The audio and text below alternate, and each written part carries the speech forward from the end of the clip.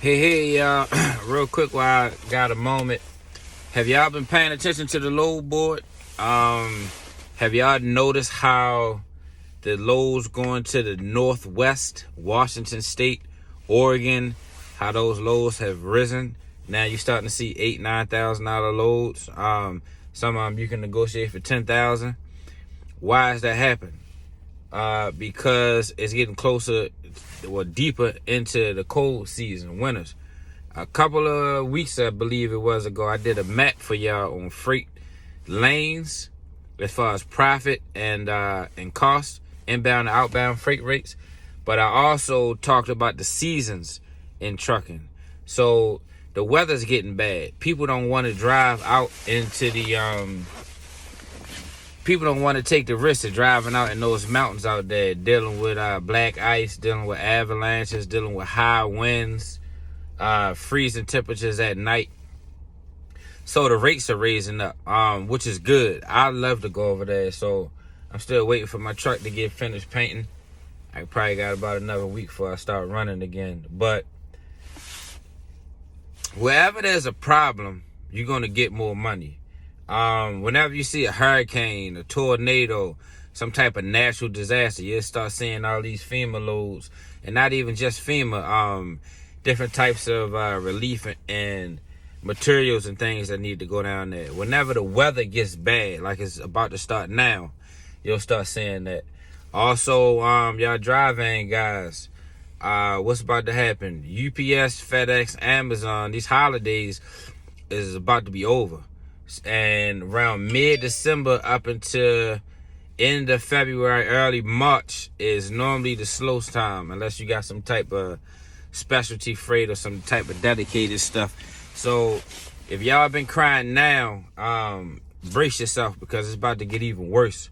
I hate to be the bearer of bad news, but that's just the cycle. Remember the other day I was talking about the cycle of things? Don't rejoice too much in your highs, and don't get too down in your lows, because it keeps going in a circle. So that's what's happening right now. Don't be afraid to drive over there, because that's where the money is at right now. Also, don't get fooled into a load. And what do I mean by that? Back again, the inbound, outbound freight rates. Just because you see a load that is paying $8,000, $9,000, $9,500, $10,000 if you negotiate it, that's because nobody wants to go there. However, on the flip side of things, when you get there, your loads leaving out of there are going to be lower. Why? Because everybody's trying to leave. That goes back to the supply and demand. The more something you have, the less it's worth. So make sure you get your money going in, because when you're coming out, you almost guaranteed to get less, unless somebody gets stuck on the load, or unless you know the rhythm of the country enough to triangulate your load, to take a good load going over, take a smaller, seemingly bad or less paying load to get to another high area and cross the triangle. When I first started, Denver used to get me like that. I used to see them Denver loads, run over there, then get over there, there's nothing coming out. Like, what's going on? Well, exactly what I just told y'all is going on. So stay tuned. Be prepared. Don't be afraid to go where the trouble is, because even back years ago, I used to always tell my brother, the more risk you take, the more reward. So if your truck can't handle it, that's one thing. If your driving skills ain't up to par, that's another thing. But not doing it just for the sake of not doing it, freight has to be moved no matter what. So somebody's got to do it.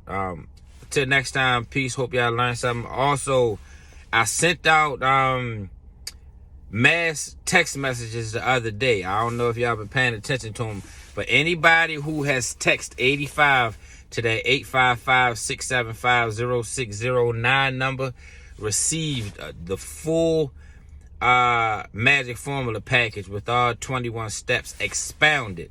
I went over it a little bit in a quick video when I was home the other day.